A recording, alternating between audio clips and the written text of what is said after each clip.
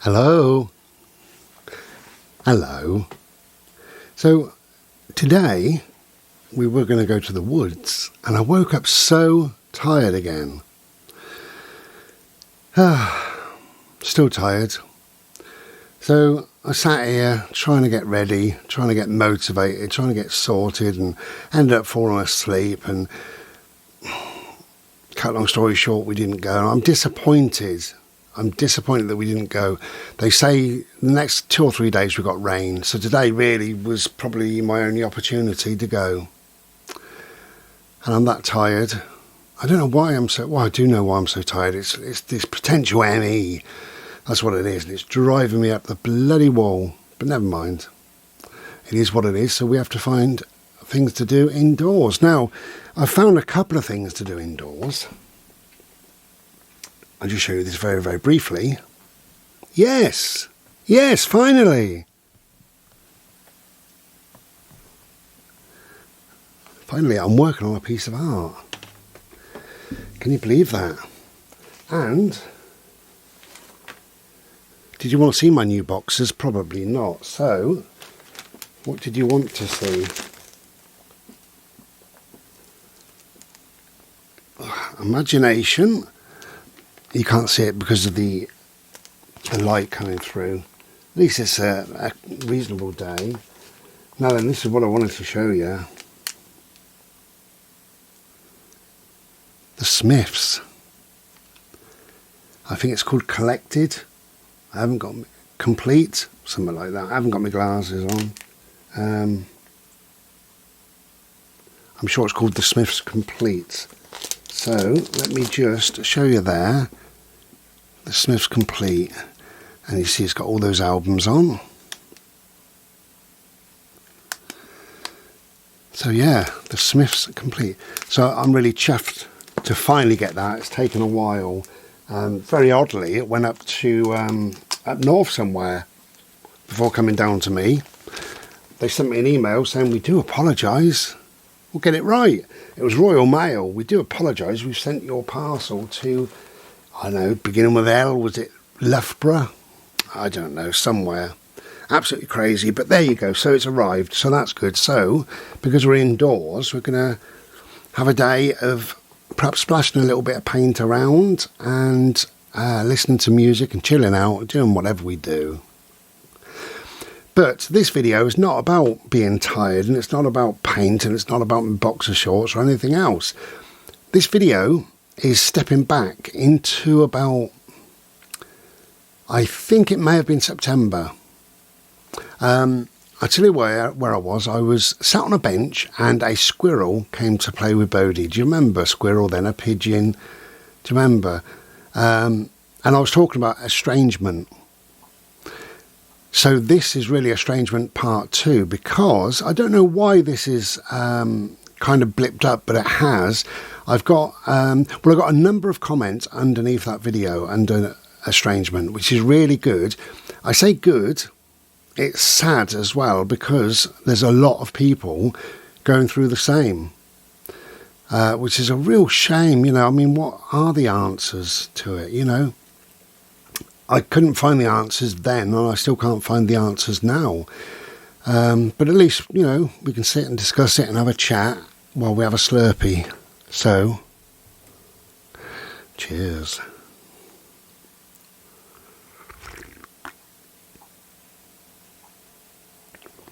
Now, why am I reaching right over here to get my Slurpee? Because I've got a USB cup warmer. So you put it on a plate, and the plate's over there. I could have it further over here, but it's just out of the way there. And it's got 3 settings on. I have it on the highest setting, so it keeps it warm for a while, because I do forget or fall asleep. Okay, so yeah, why this is blipped up, I'm not sure, but I've got a few more messages through.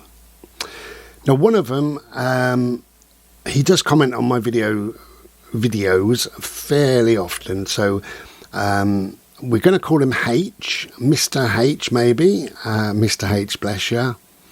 And Mr. H says something like, your advice last time was to give it time and to try again and try again and try again. He said, what if we've done that and here we are 5-6 months later and we're in exactly the same place?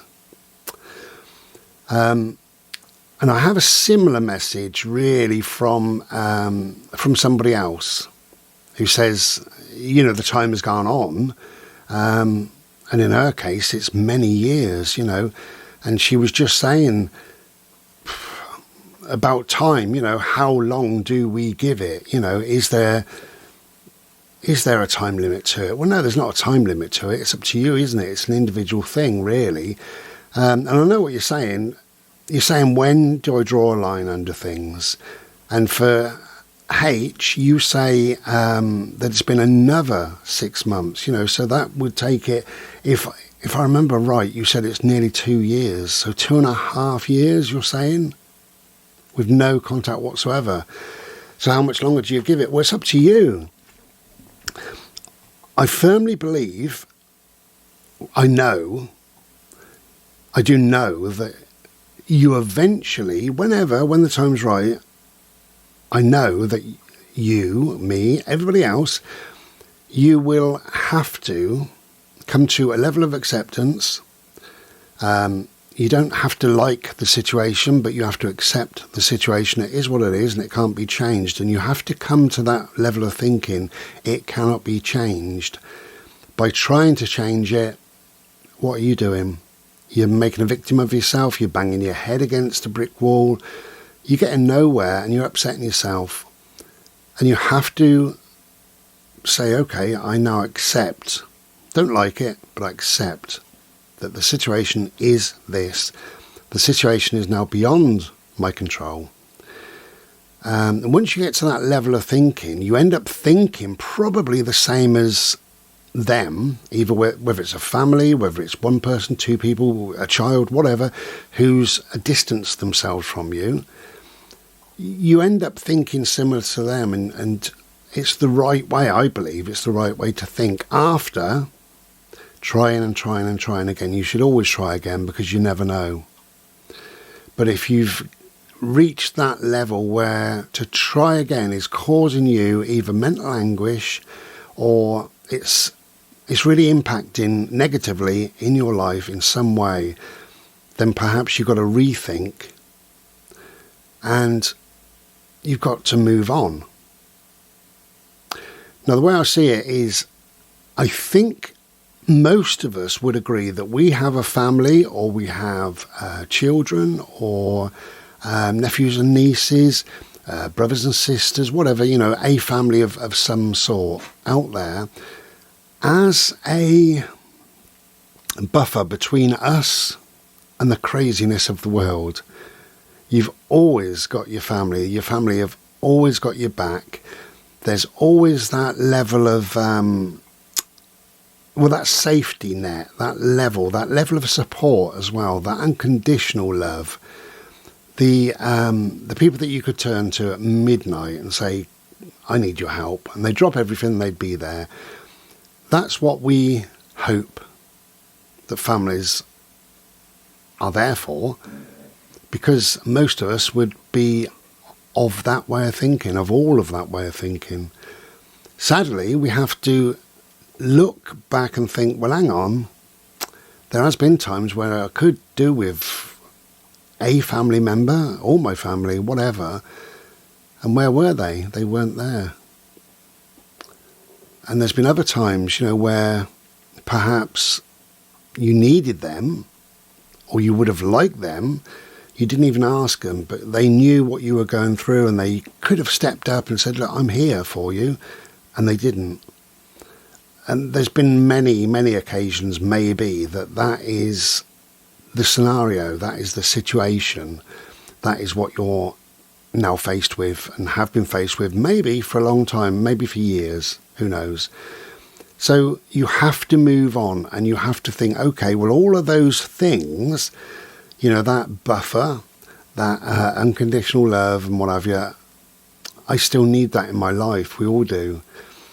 This is when your friends, hopefully you've got friends, and they come in to that place. They become, hopefully, they become your kind of surrogate family, brothers and sisters, whatever. For me, I have spiritual brothers and spiritual sisters out there, and I have a family. We're not family as in blood, but we're family as in the fact that we do care about each other greatly. Probably more than families care about each other, because we didn't have the silliness that goes on when you're kids, the hassle, all that rubbish, the background stuff. We didn't have that, and we chose these family members, we chose these friends, we chose these spiritual brothers and sisters, we chose our tribe, we chose the people that really do care and really do matter, and they matter to us and we matter to them. So they've become our surrogate family. Maybe they've become our family, just the word family they've become. So we do have to move on, and we have to have a level of acceptance. We have to say, okay, I don't like it, but it is what it is. I cannot now change it, and I've tried. Maybe I've tried 100 times, and I'm getting nowhere, and it's now hurting me. It now impacts in my life. It's destroying me in some way, on some level. I cannot put myself through this anymore, so I'm now moving on. I'm now closing the door. I'm now drawing a line, whatever. Now, you can close the door, but be prepared to open it at some stage if time is right and somebody does reach out to you and you want to open the door. You can close the door, but leave it slightly ajar, just in case. So you don't have to completely say, well, that's it. You can do if you want to, and for some people, and I know a few, that they've needed to do that. I know one particular person who phoned the family members that he's got contact details for, and he emailed the rest. And he said, enough, goodbye. Essentially, there's a bit more to it than that, and that was it. And that was a long time ago, and he's never had any communication from anyone ever. But he's also never contacted them, which is right for him, and he never will, and that is right for him. So it's different for everybody. You've got to do whatever you do, but I think eventually you come to a level of acceptance and you think, okay, this is it. I now need to move on. So it's how you move on. Well, how to move on, I think it's like grieving, because it is a loss, isn't it? When you, it is, you lose people or a family or one person or several people or whatever it is in your family. You need to grieve over those people, grieve over that loss anyway. And again, that's a level of acceptance. Grieving is accepting. Grieving is a space between what was and what is. That's what grieving is. And you need to go through that. Also, I think you need to sit with every thought and feeling, because you've got all the time in the world. You don't have to suddenly tomorrow say, okay, that's it, I'm a new person because, I don't have a family and I've moved on and that's that. You don't have to do that tomorrow. You can work on it tomorrow, and you can reach that level in a month's time, 10 years' time. It really is up to you. But I think you need to say to yourself, how am I feeling? And do that over and over again, over certainly a number of days. And you might find that you're feeling, angry about the situation, upset, confused. Maybe some days you're feeling lonely, worried for some reason. Maybe you're in a bit of distress, a bit depressed, a bit, how are you feeling, Maybe you're full of rage inside, maybe you're just hurt. Maybe you just don't understand. Despite reaching out and asking and what have you, you just don't understand. And you need to sit with every single one of those And just accept each one of those on their own terms. Okay, I feel a bit lonely. Well, that's fair enough. But I didn't really see the family a lot, or I didn't see that person or whatever, so what am I lonely for? Well, actually, it's not lonely then, is it? It's lost. That's what it is. It's not being lonely. I do have my friends. I have my whatever job, or your pet, or your hobbies, or your interest, or your friends, or your whatever. You have all of that still. The only thing you don't have is what you didn't actually have anyway, which is your family. And it's estrangement. That's what it is. They've decided that no, you don't fit in their life. So that's fine, because now you can think, okay, I'm not actually lonely as such. I do miss them. I miss what a family should be or is. So it's not lonely because I've got all this other stuff. So it's turning that negative into a positive. Or you might be confused, or you might be angry. But sit with them and think, okay, I'm angry, and I'm angry because nobody's really told me what I've done, blah, blah, blah. Well, they never will. They never will. So you can't control that situation. You can't even help to change that situation. You can't mend whatever it was that went wrong. You can't, because nobody's communicating with you. So yeah, your anger is fair enough. But to be angry for a long time creates a victim. And you are the victim, and you're not. So you need now to work through the anger, let go of the anger. Well, to work through the anger is very simple, isn't it? What are you angry at? What are you angry for? Why are you angry? What does any of that bring to you? Well, actually, it doesn't bring a lot, so it needs to be let go of. But you need to sit with it for a while. Confused, if you're confused about the situation, again, you're always going to be confused if you allow it, because people haven't really talked to you, expressed how they're feeling, whatever. You haven't resolved anything, so therefore the confusion will live on forevermore. You can't change that confusion, but what you can do is just accept it and let it go and move on. And that's with everything. You accept it and you move on. That's it. You have to move on. You have to move on for your own well-being, your own mental well-being, And when you do move on, start taking care of yourself on everything, on a physical level, spiritual level, mental level. Start taking better care of yourself. If you can eat a little bit better, that's maybe a good thing. If you're a smoker, smoke a little bit less. Maybe that's a good thing. Maybe go for a bit more of a bimble, a little bit longer, or do a little bit of exercise, or have a look on the internet for Qigong. That's a good thing to get into. I stretch every morning to Qigong and I love it. Try that. Maybe I'll sit and read some books. If you read half a dozen pages per day, in a month you finish that book. So perhaps you could read 12 books for the next year. Who knows?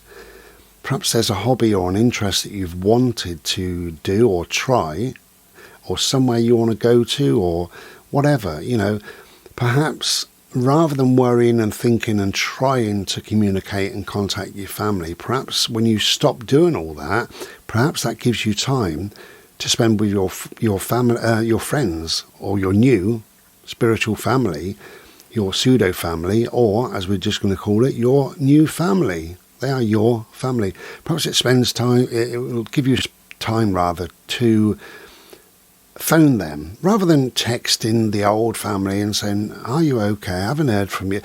Don't bother doing that. Maybe you can text your new family and say, can we have a chat? How are you doing? It's time to move on. And that advice I'd have to give to everybody, not just you, H, but everybody. I think you said you've given it another 5 or 6 months. Well, it's up to you, really. If the time to move on is now, then it's now. Do you want to give it another 5 or 6 months on top of this? And then after that, do you want to give it another 5 or 6 months? Or years? Perhaps you want to give it another 5 or 6 years. You can do. And you can try again and again and again if you want to. Or you can give it 20 years. Or you can never, ever resolve anything, ever, and take it to your grave. Your choice is yours. I think we do have to meet that level of acceptance head on. We have to deal with whatever we can deal with. Like I keep saying, it's beyond our control. Most things are beyond our control. So you have to meet it head on and say, right, here's the situation. Here's how I feel about it. Nobody's ever going to know because nobody's interested in that old family. They're not interested. So I accept the situation. I don't like it. I've ended it. I've moved on. This is now me. This is how I look in my new life. My new family are out there. And be happy with that situation as much as you possibly can. Because the old situation is done, really. Sadly, it is done. And you have to accept that. And that's a big word, isn't it? Accept. Accept and move on. That's the only advice I can give to you, And that will come to you and you will do it. Now, whether now is the right time, I don't know. Maybe you know. Maybe it's another year will go by, or 2 years, or 5 years. I don't know. That is really up to you. But eventually, you're going to come to the conclusion that you've done everything possible over and over and over again. You've reached out, you've tried and tried and tried and tried. And now you kind of feel the same as them. You're not bothered. When you get to that thing where you're not bothered, that thought and feeling runs through your veins, I'm now really not bothered, then it's time to move on. And that's it. There's no shame in it. It is what it is. As I say, it's beyond your control. We have to move on, and that's that. Anyway, I don't know if that's helped or not. I know it's an individual thing. That's the problem that I've got answering it. It is such an individual thing, and it's virtually impossible to say, well, I would recommend that you do this, because I don't know the situation. I don't know you or your family. I don't know what's happened, nor do you, by the sounds of it,